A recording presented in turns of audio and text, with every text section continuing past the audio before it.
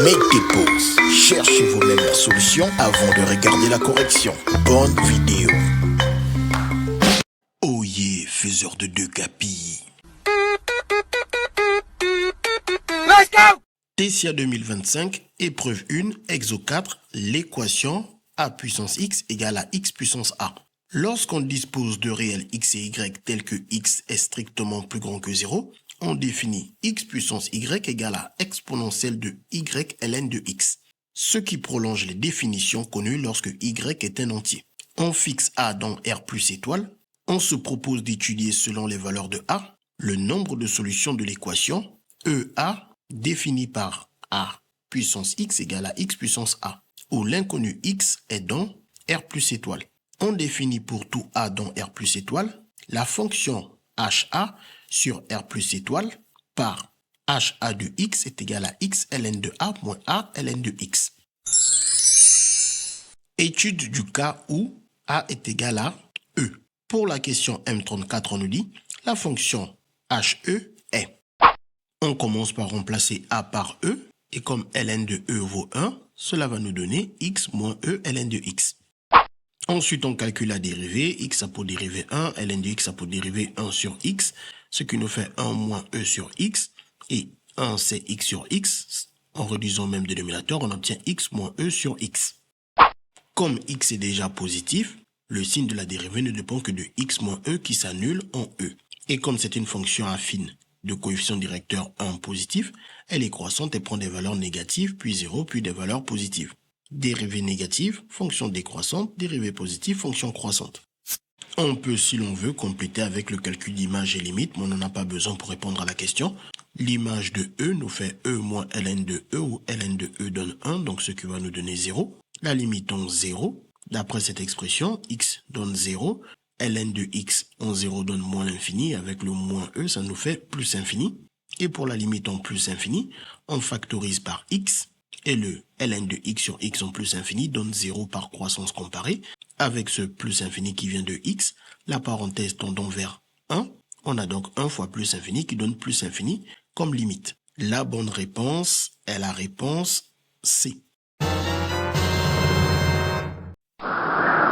Pour la question M35, on nous dit l'équation E possède l'équation E, c'est-à-dire pour A qui vaut E, possède. On commence par remplacer petit a par petit e dans grand EA. Ensuite, on applique la définition de x puissance y pour y égale à petit e, ainsi que le fait que exponentielle de x est égal à exp de x.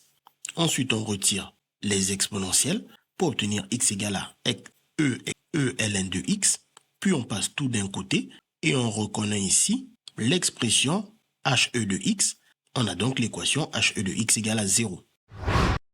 Ensuite, on n'a plus qu'à se rappeler du tableau de variation de he.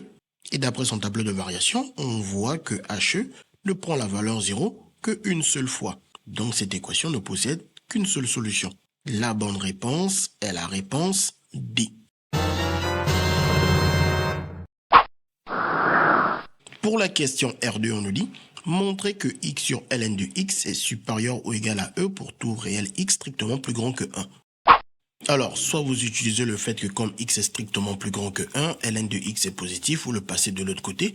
Mais nous, comme on va plutôt partir de l'inéquation vers l'ensemble de solutions, on passe tout d'un côté, puis on réduit au même dénominateur, ça fait e ln de x sur ln de x, qui nous donne alors x moins e ln de x sur ln de x. Et au numérateur, nous reconnaissons he de x.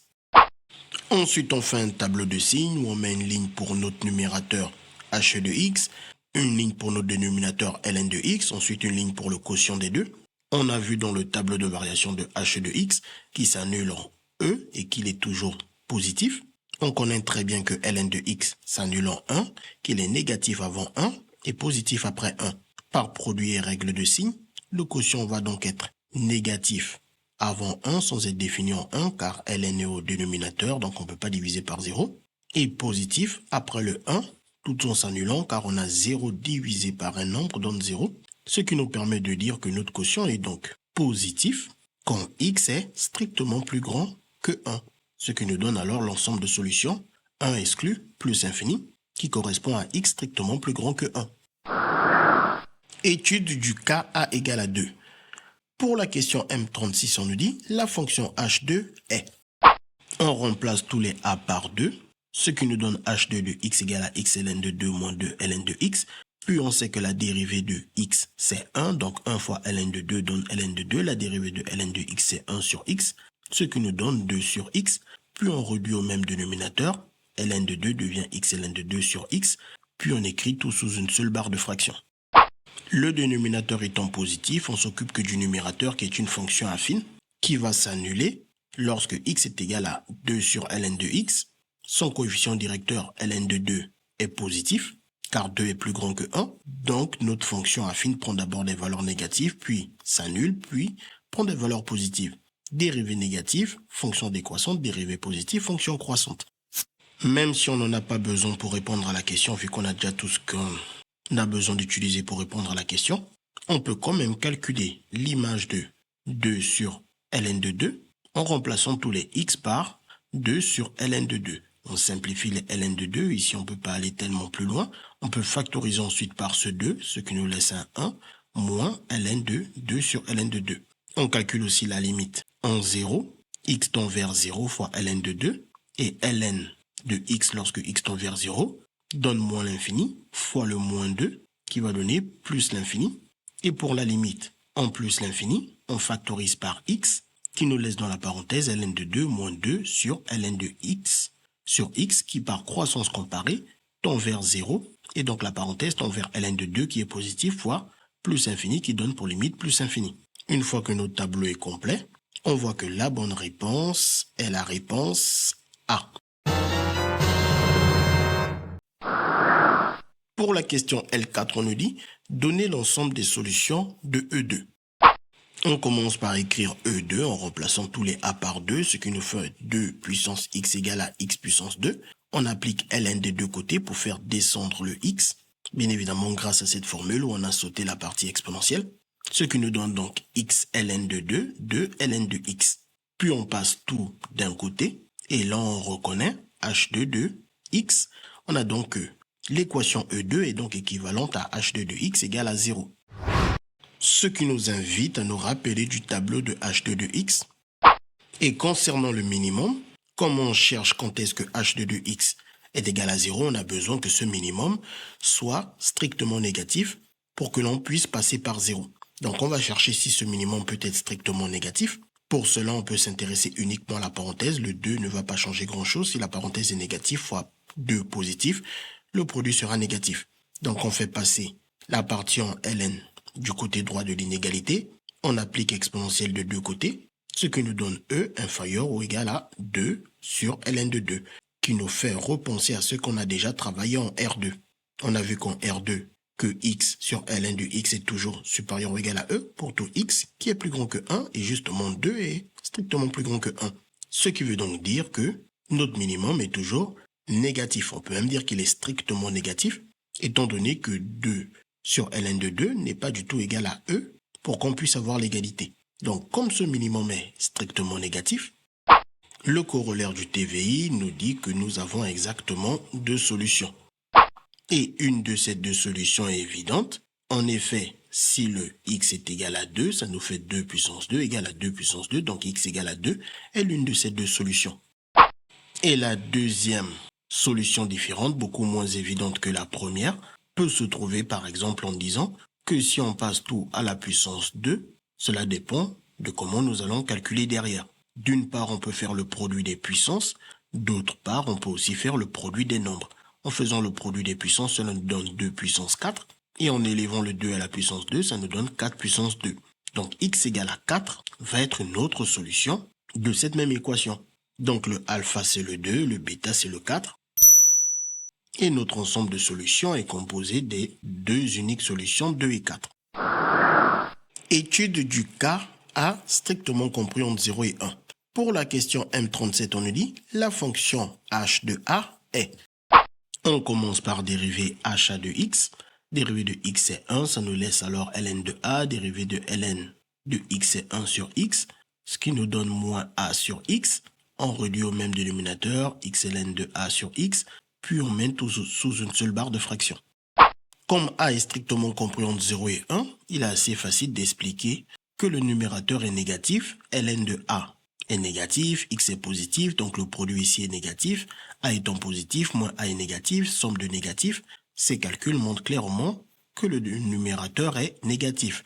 X étant positif, quotient entre négatif et positif, nous donne alors une dérivée qui est négative et par conséquent une fonction qui est donc strictement décroissante. Même si on n'en a pas besoin pour répondre à la question, on peut quand même donner les limites aux bornes de l'ensemble de définition. En 0, à l'aide de son expression, on a donc x qui tend vers 0, ça nous fait 0 fois ln de a. Le ln de x, lorsque x tend vers 0, donne moins l'infini. Avec le moins du a, où a est positif, ça va nous donner ici plus infini avec le 0. La limite, c'est plus infini. Tandis qu'en plus l'infini, on factorise par x. Le ln de x sur x donnera 0 par croissance comparée. Le a fois le 0 partira. Il nous reste alors le ln de a qui est négatif, car a est compris entre 0 et 1 strictement. Donc la parenthèse tend vers quelque chose de strictement négatif, tandis que le x nous donne plus infini fois un nombre strictement négatif donne une limite de moins l'infini. La bonne réponse est la réponse C. Pour la question L5, on nous dit « Donnez l'ensemble des solutions de EA ». On commence par remarquer que l'équation EA est équivalente à H de A, HA de x égale à 0. En effet, en utilisant notre définition ici, on peut transformer le A puissance x et le x puissance A en EXP de x ln de A et EXP de A ln de x. Puis on retire les EXP, ce qui nous donne x ln de A égale à A ln de x. Puis on passe tout d'un côté et on reconnaît la fonction HA de x avec une égalité égale à 0. Ce qui nous invite à nous rappeler du tableau de variation de HA. On n'oublie pas qu'on est dans le cas où A est strictement compris entre 0 et 1. Nous, on cherche quand est-ce que HA va prendre la valeur 0. On voit que cette fonction prendra la valeur 0 exactement une seule fois d'après le corollaire du TVI. Ce qui veut donc dire que notre équation EA possède exactement une seule solution. Et il est assez facile de remarquer que pour x égale à A, on a A puissance A égale à A puissance A qui nous dit que A est solution de notre équation. Et comme on n'a qu'une seule solution, A est donc l'unique solution de notre équation. Étude du cas A strictement plus grand que 1 avec A différent de E, étant donné qu'on a déjà étudié le cas A égale à E. Pour la question M38, on nous dit la fonction H, A, et on nous fait des propositions de réponse. On a déjà donné l'expression de la dérivée de HA. Le dénominateur étant positif, le signe de la dérivée dépend du numérateur. Numérateur qui est une fonction affine qui va s'annuler quand x égale à A sur ln de A. Nombre qui est positif parce que A est le même positif. Ln de A va être positif parce que A est strictement plus grand que 1. Donc on peut mettre notre A ln de A entre 0 et plus infini. La dérivée s'annule lorsque son numérateur s'annule, donc on A sur ln de A. ln de A, on a dit qu'il est positif, donc cette fonction affine a un coefficient directeur strictement positif, elle est donc croissante, elle prend d'abord des valeurs négatives, puis 0, puis des valeurs positives. Dérivée négative, fonction décroissante, dérivée positive, fonction croissante. On peut ensuite rajouter les limites aux bornes de l'ensemble de définitions ainsi que l'image de A sur ln de A. Donc on utilise l'expression de HA en remplaçant x par A sur ln de A, ce qui nous fait donc A sur ln de A. Ln de A, les ln de A se simplifient, moins A, ln de A sur ln de A. On factorise alors par le A. Et pour la limite en 0, si x tend vers 0, cette partie donne 0 fois ln de A qui va nous donner 0. Et ln de x pour x qui tend vers 0 donne moins l'infini. A étant positif, avec le moins A, c'est négatif fois moins l'infini donne plus infini. Et pour la limite en plus infini, on factorise encore par x, ce qui nous donne x facteur de ln de A moins A sur ln de x, moins A ln de x sur x, et ln de x sur x tend vers 0 par croissance comparée quand x tend vers plus infini. On a donc 0 fois moins A qui donne 0. Ln de A va être positif parce que A est strictement plus grand que 1, comme on l'a déjà précisé ici. Et plus l'infini fois un nombre strictement positif donne plus l'infini. Et comme on nous demande le signe de l'extrémum, on a déjà travaillé sur ce cas en utilisant R2 qui nous dit que x sur ln de x supérieur ou égal à E. est vrai pour tout x strictement plus grand que 1. Et justement, nous on a a strictement plus grand que 1. On remplace alors notre x par a, ce qui nous fait a sur ln de a supérieur ou égal à e. On applique ln des deux côtés. Ln de e nous donne alors 1. Puis on passe tout d'un côté de l'inégalité pour obtenir que le 1 moins ln de a sur ln de a est donc négatif. Notre parenthèse est négative, a étant positif, le produit des deux est donc négatif. On a donc un minimum qui est négatif. On peut même dire que ce minimum est strictement négatif parce qu'il nous faudrait avoir E à l'intérieur, c'est-à-dire A sur ln de A égale à E, et on a vu que ce n'était possible que lorsque A est égal à E, et justement, nous on travaille avec A différent de E. Donc on ne va pas pouvoir avoir cette quantité égale à 0. Cette quantité est donc même strictement négative. La bonne réponse est la réponse C. Pour la dernière question, la M39, on nous dit l'équation EA a exactement une solution B différente de A et, donc on nous fait des propositions. On commence par rappeler qu'on a déjà expliqué que l'équation EA est équivalente à l'équation HA de x égale 0. Et on rappelle aussi le tableau de variation de HA, bien évidemment pour A strictement plus grand que 1. Et comme on a expliqué que cette quantité est strictement négative, on passe alors 2 fois par 0, c'est-à-dire que cette équation possède exactement deux solutions, ainsi que l'équation EA. Et on sait que l'une des solutions de l'équation EA, c'est justement le réel A. Et donc nous, on nous parle de l'autre solution B de cette équation, qui est donc soit alpha ou bêta. On a donc besoin de savoir si A est plus grand ou plus petit que A sur ln de A. Si A est plus petit, on suppose que c'est B alors qui est plus grand. Et si A est plus grand, on suppose alors que c'est B qui est plus petit. Et pour comparer A avec A sur ln de A, on va chercher le signe de leur différence. On commence par calculer leur différence. On réduit au même dénominateur, mais on peut commencer d'abord par factoriser par A. Puis une fois qu'on réduit au même dénominateur, ça nous fait A facteur de ln de A moins 1 sur ln de A, que l'on peut réécrire en A parenthèse ln de A moins 1 sur ln de A. Ensuite, pour l'étude du signe, ça va être assez rapide, étant donné que le A est positif. A étant strictement plus grand que 1, ln de A est strictement positif, donc ces deux quantités sont positives, il ne reste plus que le ln de A moins 1. On résout une équation ln de A moins 1 supérieur ou égal à 0, qui nous donne pour solution A supérieur ou égal à E. On peut alors faire le tableau de signes, avec A strictement plus grand que 1. Le quotient s'annule alors en E. Il ne dépend que du signe de ln de A moins 1, qui est positif quand A est plus grand que E, et donc négatif avant.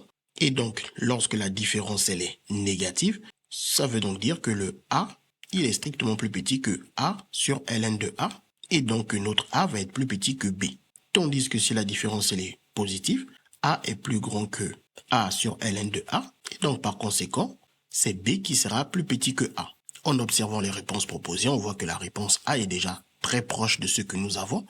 Il manque uniquement à expliquer pourquoi B est strictement plus grand que 1 dans le cas où A est strictement plus grand que E. Cela vient du fait que, comme on veut comparer 1 à B, premier réflexe, on calcule d'abord l'image de 1 et on voit que l'image de 1 nous donne ln de A. Ln de A qui est donc strictement plus grand que 0 parce qu'on sait que notre A il est strictement plus grand que 1. Et comme 1 a une image strictement positive, on se pose la question de savoir si ce 1 se trouve de ce côté avec son image strictement positive ou de ce côté avec son image strictement positive. On arrive à expliquer que 1 est forcément de ce côté, c'est-à-dire plus petit que A sur ln de A. En effet, on avait déjà vu en R2 que A sur ln de A est supérieur ou égal à E, car A est strictement plus grand que 1 et E est strictement plus grand que 1. Donc ce qui veut dire que 1 est bien côté gauche avec son image strictement plus grande que 0, et donc par conséquent 1 est bien plus petit que B qui a une image égale à 0. Ce qui explique alors cet encadrement de B entre 1 et A pour A strictement plus grand que E. Ce qui nous permet définitivement de conclure que la réponse A est une bonne réponse.